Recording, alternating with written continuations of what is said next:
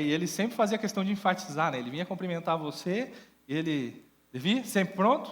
Sempre pronto, né? Pensando que nós devemos estar sempre prontos para dar razão da nossa esperança a quem perguntar, né? Hoje, o tema não está tão ligado exatamente com isso, mas de certa forma acaba combinando, mas a gente também deve estar sempre pronto, de acordo com o texto que a gente vai estudar hoje, né? E durante as últimas semanas nós estudando, né, a respeito aí da mensagem do profeta Malaquias, nós realmente estamos vendo que com Deus não se brinca, com Deus não se zomba, né? Quando nós falamos a respeito das coisas de Deus, do culto a Deus, né, o povo de Deus, da igreja de Deus, diante aí do ensino do profeta Malaquias, uma coisa que deve estar latejando na nossa cabeça a todo instante é: pare de brincar de religião, pare de brincar de igrejinha, pare de brincar com as coisas de Deus, leve Deus a sério.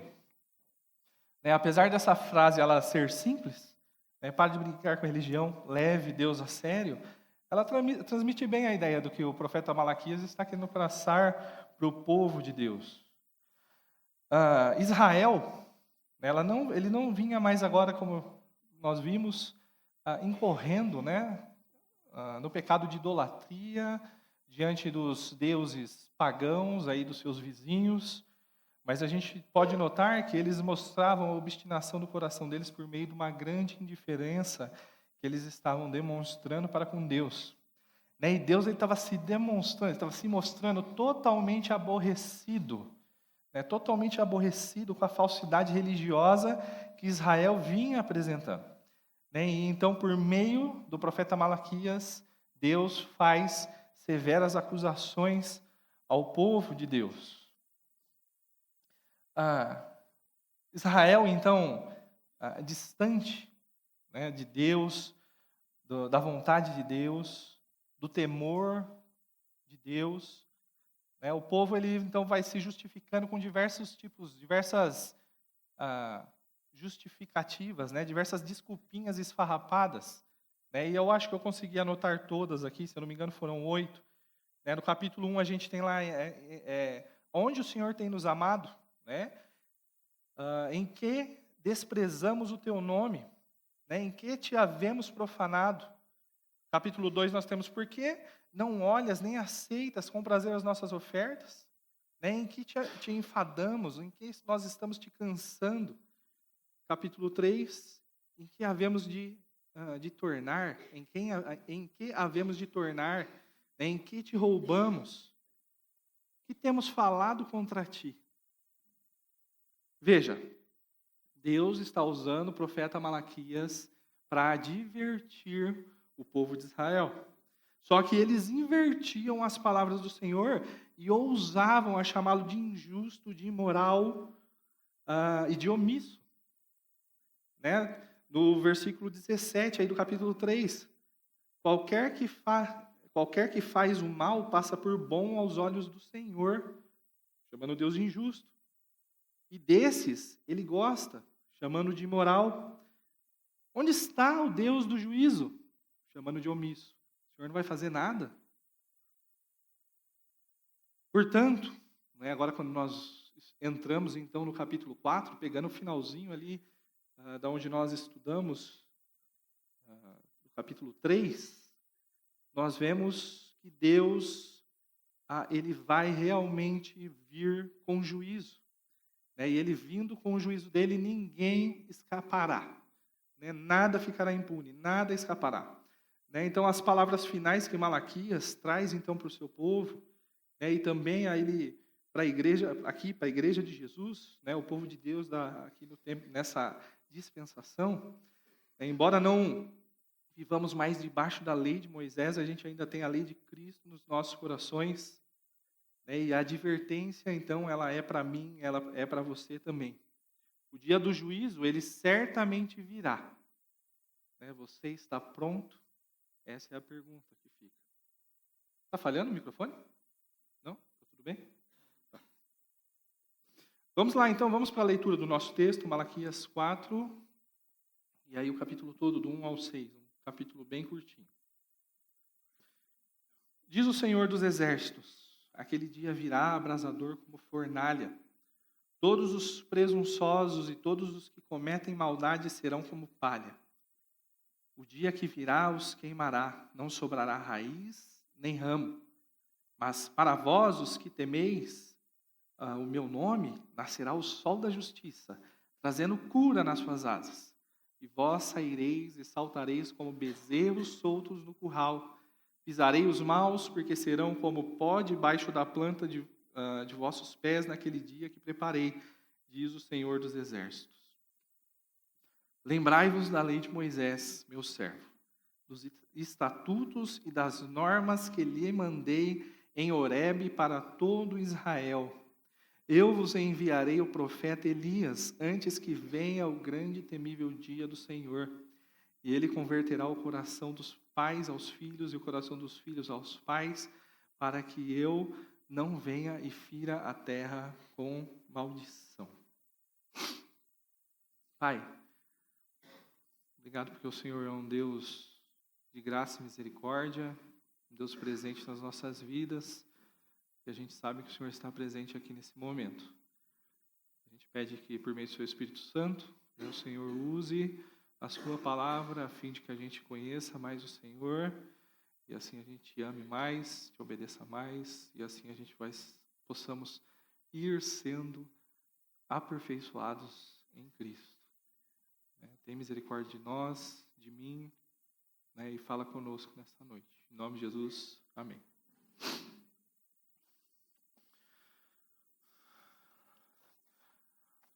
Uma coisinha interessante, é só uma curiosidade. Na nossa Bíblia, porque a Bíblia hebraica ela tem uma organização um pouquinho diferente dos livros, apesar de ser os mesmos livros, com o mesmo conteúdo, na nossa sequência aqui da Bíblia, a gente vê Deus criando tudo da forma perfeita, um Deus de graça e misericórdia. E aí, quando termina o Antigo Testamento, a última palavra que nós encontramos, o homem pecou lá no Éden. E a última palavra que a gente vê no Antigo Testamento é maldição. Mas quando nós vamos lá para o Novo Testamento, a última coisa que a gente vê ali é graça. Interessante, né? Nesse texto de Malaquias 4, eu queria que a gente notasse ali duas verdades quanto a respeito aí do dia do Senhor, quando Deus vir então com julgamento. E a primeira verdade que eu quero que nós possamos olhar aqui, nos fixar por um tempo, é que o justo e os ímpios receberão suas justas recompensas.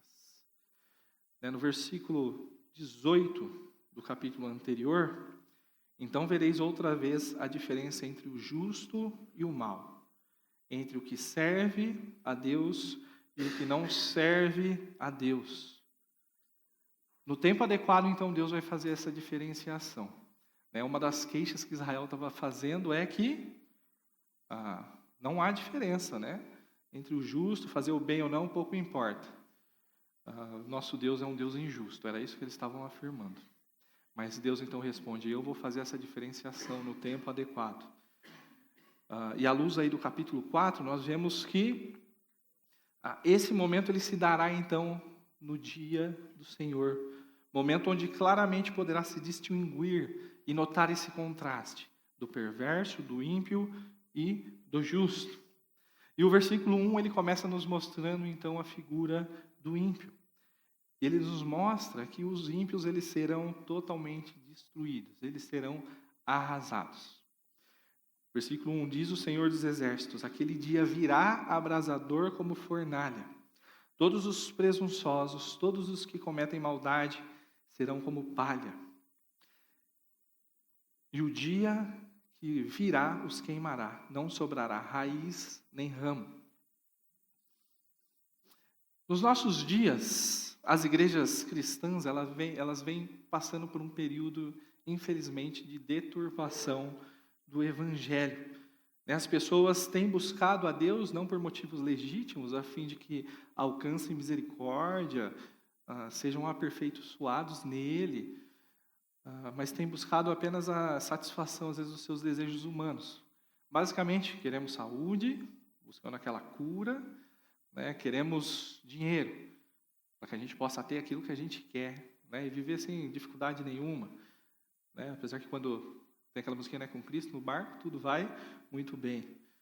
Infelizmente, são poucas as igrejas que têm perseverado realmente fiéis à palavra de Deus, né? Pouco se fala sobre a necessidade de salvação, sobre pecado, sobre a realidade do céu, do inferno, né? Mas a condenação daqueles que fazem, então, do pecado o seu estilo de vida, ela é uma realidade indiscutível na palavra de Deus. Né? Malaquias vai trazer essa realidade mostrando que o juízo que virá, ele simplesmente vai ser arrasador. Né? Onde virá, então, a condenação dos ímpios, os destruindo totalmente. Né? Esse dia, segundo o versículo 1, vai ser como uma fornalha. Né? Em algumas versões encontramos aí, então, a palavra forno, né? Mas de qualquer forma é de um lugar quente. Mas a gente pensando num forno, às vezes a gente vai comparar com o forno da nossa casa. E se for ver o forno da nossa casa, apesar dele ser quente, né, ele não é um forno tão quente como a ideia que o texto está querendo dizer aqui. Né, a palavra usada aqui para forno, ela é usada no contexto da Palestina, um forno que eles cavavam um buraco, né, uma certa profundidade, então ali faziam uma brasa muito forte, tiravam as cinzas, né, esse forno ele era usado para assar pão. Esse forno ele ficava tão quente que eles pegavam a massa do pão e então encostava na lateral do forno e aí o pão assava praticamente instantâneo, né? Instantaneamente aquele pão encostava, era tão quente que ele já assava. Né? Então a ideia desse forno aqui, dessa palavra, dessa fornalha que está sendo dito aqui, é que é realmente um lugar de calor muito, muito, muito intenso. Malaquias, ele registra, então, no seu livro, né, fortes acusações que o povo vinha fazendo, então, contra Deus.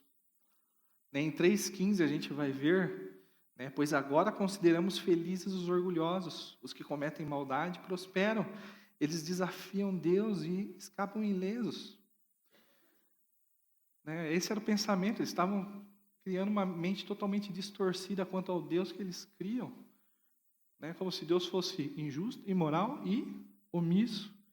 Mas a resposta de Deus, então quando a gente olha aqui para o versículo 1, é que os orgulhosos eles vão ser queimados como a palha no forno. E vale a lembrança que por algumas vezes realmente a Bíblia vai trazer a figura do fogo como purificador, né, como o fogo que purifica o ouro.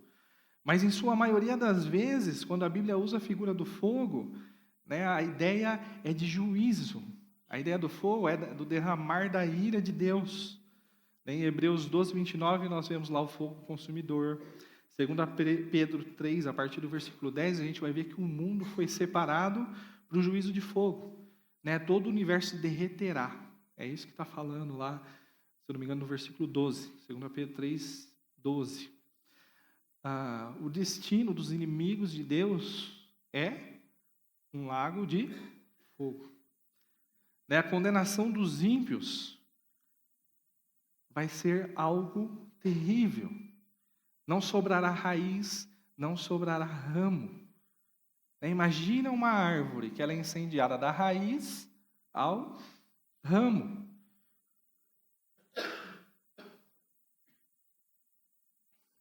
Qual que vai ser o fim dessa árvore? Essa árvore, certamente ela vai virar cinzas. O fim dela é morte, é inutilidade. Ela não vai brotar de novo. Isso significa que aqueles que não creem em Cristo, o ímpio, aqueles que são marcados pelo mal, pela perversidade, pelo pecado, né, que não se tornaram novas criaturas em Cristo, eles serão destruídos, né, e não haverá mais esperança no dia do juízo. Né, é a decretação de uma sentença, né, e um momento onde agora já não há mais alguma chance de apelação. E observe, tá? Malaquias nos diz que os orgulhosos e aqueles, né, os orgulhosos e aqueles que cometem maldade, eles serão destruídos. né? A ideia do orgulho parece que é a questão de um pecado interior, né? Um pecado escondido dos nossos olhos. O homem só vê aquilo que é externo, né? Mas Deus vê o coração. Aqueles que cometem maldade, aí no versículo 1, a ideia parece que se refere a pecados visíveis, né? Realmente ações praticadas exteriormente, né? Imoralidades, ganância, homicídio e etc. Tudo quanto é tipo de pecado que a gente comete exterioriza isso. Basicamente, o que Malaquias está querendo dizer é que ninguém escapará do juízo, né? Nenhum pecado vai ficar impune, nada ficará encoberto, sejam práticas pecaminosas visíveis, ou seja, aqueles pecados que ficarão guardados no mais profundo da alma humana. Deus, Ele vê, e Deus cobrará, né? Tudo será punido. Mas agora, lembra, versículo 18 do capítulo 3, Deus fará uma diferenciação. E aqui a gente tem o contraste do ímpio com o justo. A diferenciação que a gente vê então entre o ímpio e o justo. Né? Os ímpios, eles serão totalmente destruídos, mas os justos, conforme o versículo 2 e 3, serão salvos. Mas para vós, os que temeis o meu nome, nascerá o sol da justiça, trazendo cura nas suas asas. E vós saireis e saltareis como bezerros soltos no curral. Pisareis os maus, porque serão como pó debaixo da planta dos vossos pés naquele dia que preparei, diz o Senhor dos Exércitos. O dia do Senhor, então, para o ímpio, será como uma fornalha que então irá destruí-los. Mas para os justos, né, aqueles que temem ao Senhor, aqueles que amam ao Senhor, aqueles que obedecem a Deus, esse dia, o dia do Senhor, será como o sol da justiça. Né, o sol, ele é de suma importância para a existência humana. Né, a ciência deixa claro que se não fosse o sol, né, nós não teríamos vida aqui em nosso planeta. Né, o sol vai trazer a luz necessária, o calor necessário, vai trazer a radiação necessária para que nós possamos estar vivos hoje. Né, no dia do Senhor, mais do que nunca, a luz do mundo, Jesus Cristo, né, Ele será o nosso sol de justiça. E assim como o sol traz vida para o nosso planeta, Jesus, Ele é a fonte de vida eterna. Né? O sol, ele traz saúde, Jesus, ele traz salvação. Sem sol não há vida, e sem Jesus não há salvação. Para os justos, e quando eu estou falando de justo, estou pensando naqueles que já estão salvos em Cristo, né? São justos não por uma obra própria, por seus próprios méritos, mas pela justiça de Cristo, que foi atribuída sobre ele. Né? O dia do Senhor, então, será um grande dia de libertação.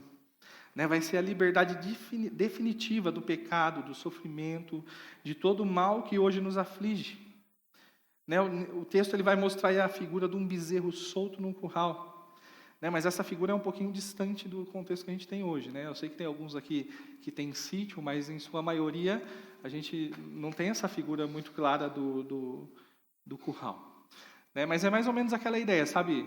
Você vai abrir o portão da garagem e seu cachorrinho escapa todo feliz, correndo pela rua, aí dá um tempinho, meia horinha, ele aparece de volta, né? E aí ele aparece de volta todo feliz, mais animado do que nunca, sabe?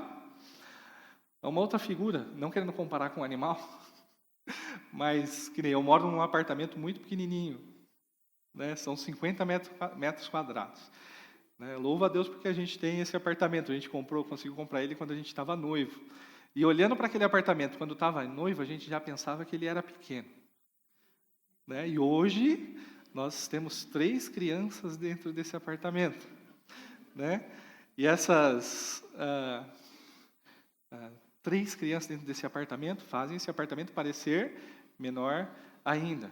Vocês não sabem o que é um pega-pega dentro de 50 metros quadrados com móvel e tudo. Né? Um esconde-esconde. Elas brincam de esconde-esconde. Às vezes a gente brinca junto também, né? Com elas. Na verdade, até o Arthur deu até uma O Arthur deu até uma... O Arthur me deu... Ou foi o Raul? E agora, o Arthur e o Raul me deram até uma ideia melhor. Em vez de esconde algum objeto, né? Aí tem mais lugar para se esconder, né? Mas, às vezes, as meninas, elas ficam entediadas, não só ela. Né? Eu também, eu sempre morei em casa grande. Né? E aí, quando foi para o apartamento, foi um choque para mim, ficar dentro de um espaço bem limitado, né? E aí, quando as meninas estão entediadas, a gente pensa, às vezes, um final de tarde, alguma coisa do tipo, vamos para o parquinho? A gente precisa ver a alegria daquelas meninas. Né? A hora que eu moro num apartamento pequenininho, mas bem na porta do meu condomínio tem um parque, né? O Parque das Frutas. Né? Um parque bem gostoso. E aí, quando a gente sai para ali, elas têm espaço para correr, para brincar, tem o parquinho, né? E o coração delas se enche de alegria. É mais ou menos essa a ideia do texto. Né? Nós seremos plenamente livres agora. Somos livres já da condenação do pecado, estamos livres da escravidão do pecado, né? Mas aí definitivamente nesse dia seremos livres também da presença do pecado e de todo o mal que pode nos afligir. Né? Então, aí de forma semelhante com essas ilustrações nunca são perfeitas, elas só trazem uma ideia. Né? Certamente de maneira muito maior nosso coração saltará de alegria aí pela consumação da liberdade então que a gente vai receber de Cristo. Né? Mas o texto ele continua. Nós não apenas teremos, né, a vida eterna com o Senhor, nós não apenas gozaremos, então, nos alegraremos, né, aí com a satisfação, liberdade completa, mas nós também teremos a confirmação da nossa vitória. Versículo 3: pisarei os maus, porque serão como pó debaixo da planta dos vossos pés, naquele dia que preparei, diz o Senhor dos Exércitos. A igreja, certamente, ela triunfará vitoriosa. Né, o versículo 2 afirma que os ímpios, eles serão, versículo 3, ele afirma que os ímpios serão como pó debaixo dos nossos pés. Né, aqueles que zombaram da nossa fé, né, aqueles que nos oprimiram, que rejeitaram o amor de Cristo, eles serão como cinzas, serão como cinzas, então, debaixo dos nossos pés, da planta dos nossos pés. Aqui, então, o bem terá a vitória completa e o mal, então, ele simplesmente será aniquilado. Não haverá mais dor, não haverá mais sofrimento, não haverá mais o pecado. Né? Essas são algumas das recompensas que Deus tem para aqueles que o temem. Que creem em Cristo, que vivem para o louvor da sua glória, né? Que obedecem à Bíblia, né? Que consideram, dão o valor adequado para a palavra de Deus, que é fiel e que é verdadeira. Né? Então eu coloquei aqui uma comparaçãozinha. Né? Os ímpios vão receber o dia do Senhor, mas vai ser como fornalha, e o fim é destruição. Mas para os justos, né, eles também vão encontrar com o dia do Senhor, mas vai ser o sol da justiça, e eles então encontrarão finalmente a consumação dessa salvação. A segunda verdade, né, além daí das justas recompensas que ímpios e justos receberão, a partir do versículo 4 e 6, é que o dia do juízo aponta para dois caminhos: é conversão ou é maldição. Lembrai-vos da lei de Moisés, meu servo, dos estatutos e das normas que lhe mandei em Horebe para todo Israel. Eu vos enviarei o profeta Elias antes que venha o grande e temível dia do Senhor. E ele converterá o coração dos pais aos filhos e o coração dos filhos aos pais, para que eu não venha e fira a terra com maldição. A advertência que Deus então nos dá por intermédio de Malaquias é que o juízo virá. E neste dia, quem rejeita o Senhor será destruído, condenação, morte eterna. E quem teme ao Senhor, então, será recompensado, com vida eterna, com liberdade, e agora plena satisfação, alegria completa. E a vitória e o triunfo, então, final. Mas agora, nos versículos 4 e 6, o profeta vai trazer uma advertência final. Essa chance que a gente tem é a última chance. Não a última, mas é a única. Após a nossa vida terrena, não há mais chance alguma, é a última oportunidade que nós temos de mudança. Nessa oportunidade, então, no versículo 4, nós vemos que começa com: lembrem-se da lei de Moisés, meu servo, dos estatutos, das normas que lhe mandei em Horebe para todo o Israel. Deus nos convoca, então, a olhar com dedicação para a palavra dele, dar atenção ao que ela diz. Não é simplesmente considerar que é um livro de história, que conta um pouco da história de Israel, um pouco da história desse homem que marcou a história, que é Jesus, mas são palavras que trazem vida. A história da redenção, de Deus, criando todas as coisas para o louvor da sua glória. E ainda que o mal tenha entrado nessa história, Deus ele resolveu rasgar essa história com o amor dele, para nos salvar. E essa é a trama da palavra de Deus. A lei, o Antigo Testamento, ele tinha só um propósito, é conduzir as pessoas a Cristo, é nos mostrar o quão pecadores somos, carentes da graça de Deus, e apontar: o Messias, ele virá.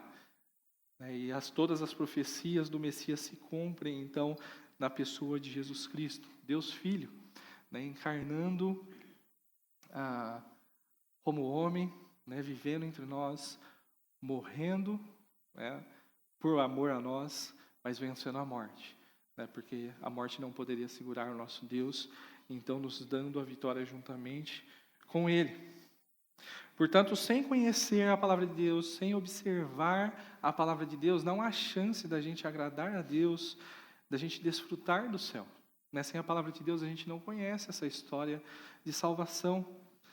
A gente não vai saber também das recompensas que os justos têm.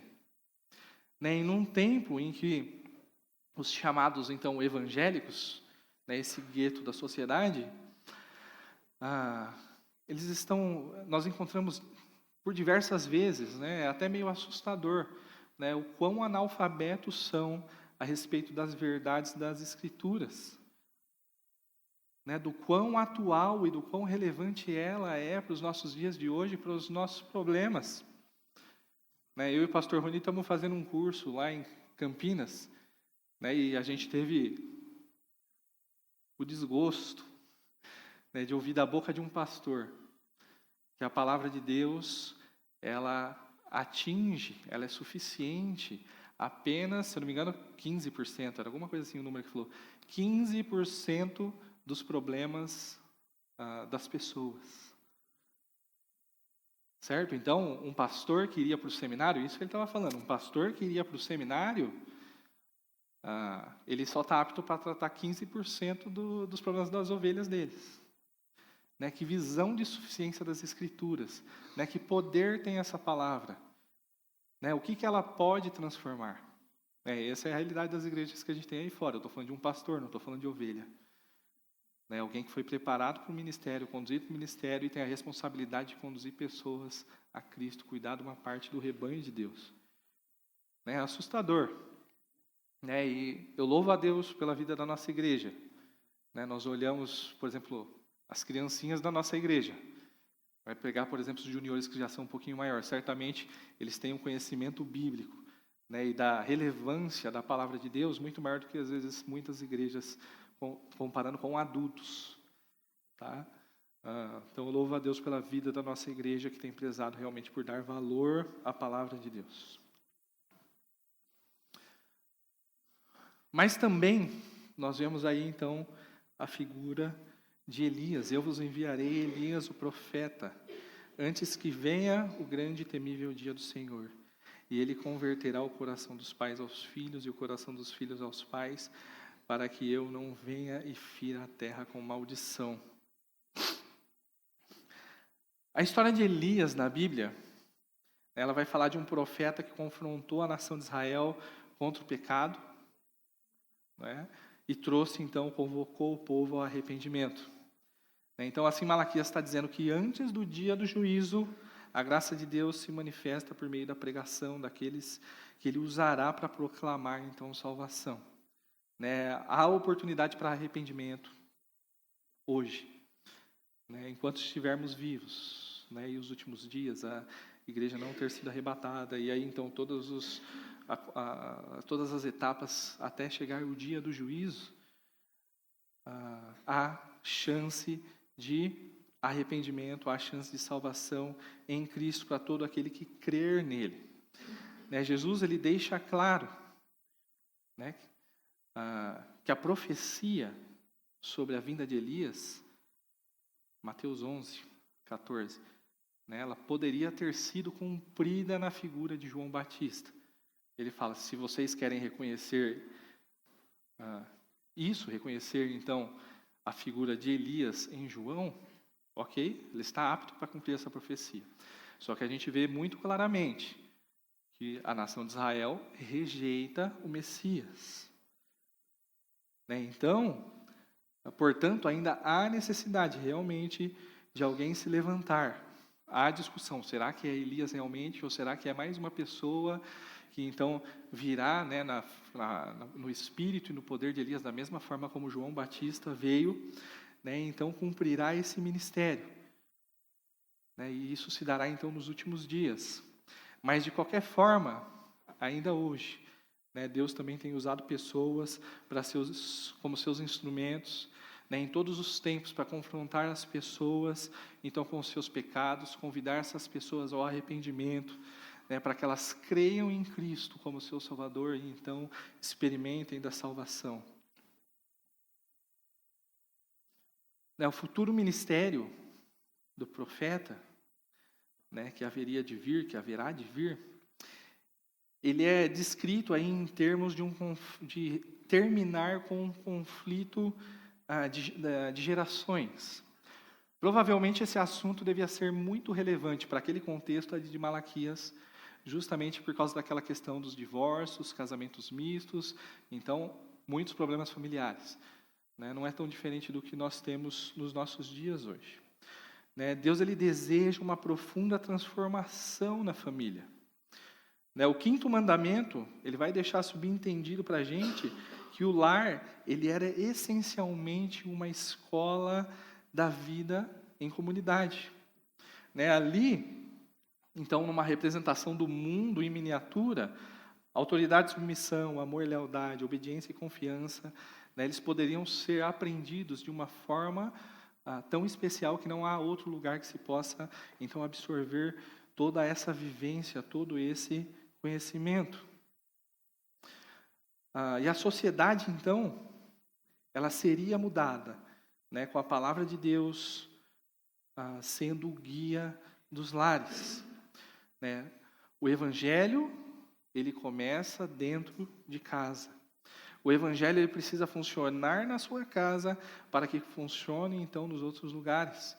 Né? Uma família, ela permanece unida, não é por uma razão humana também. Não é porque nós gostamos das mesmas coisas, que nós temos a mesma afinidade, ou simplesmente porque nós temos o mesmo sangue.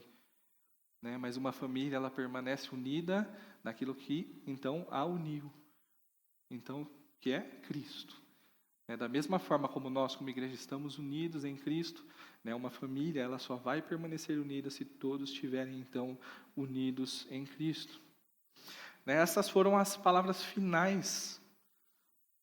Né, como Deus vê a família como centro do culto, né, como um centro missionário.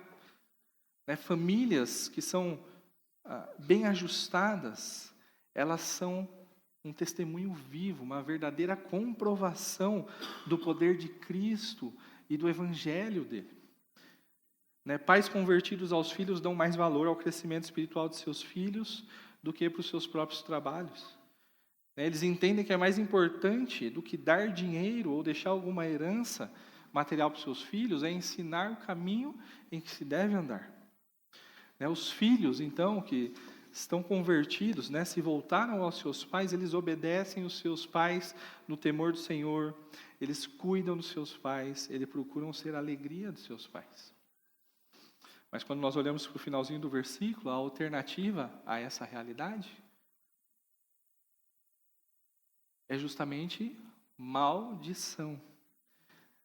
Essa palavra no hebraico, ela era utilizada para todo aquele que havia profanado de alguma forma algo que foi consagrado a algum Deus, né? Era uma palavra usada também em outras religiões, né? E, portanto, esse que havia profanado aquilo que foi declarado como santo, ele era então separado para destruição.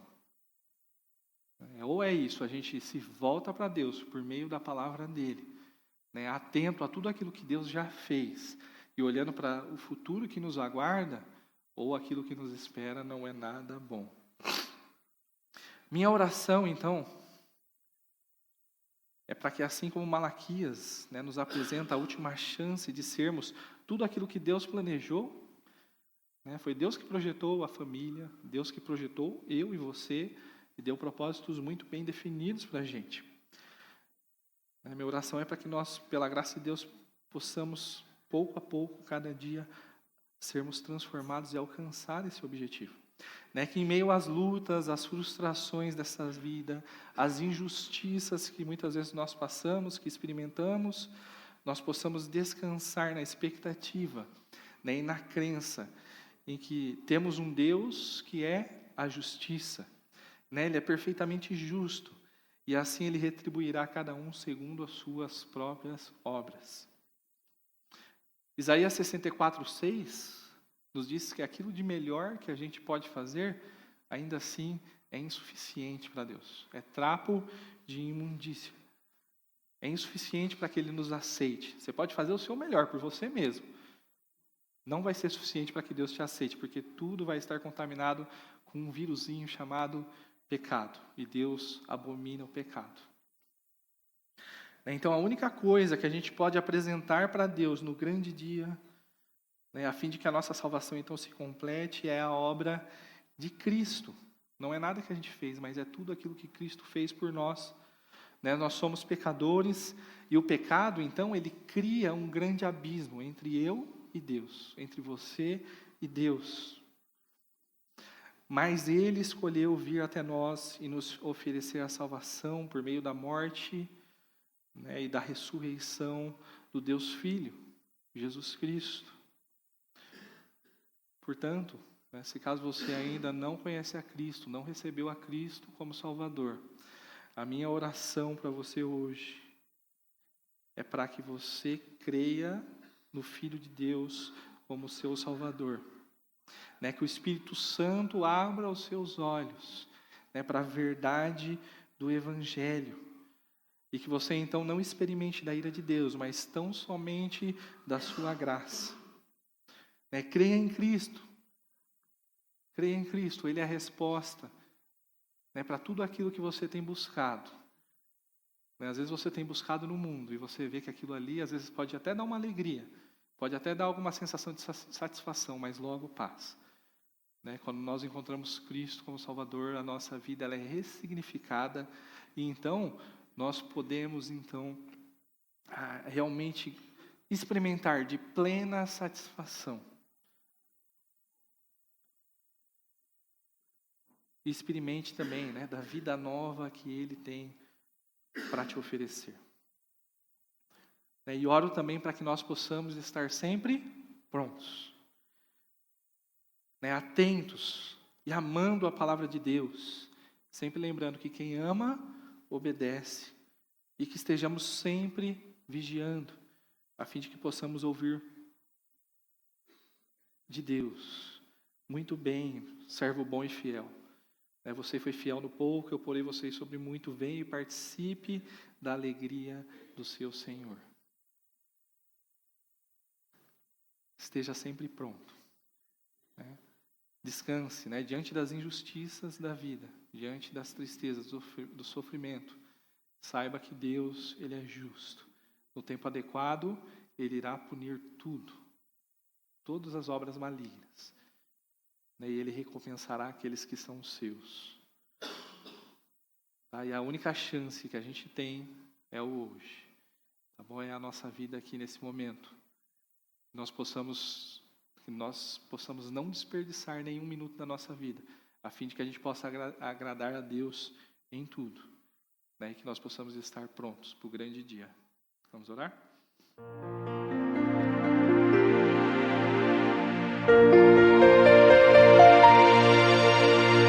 Amém.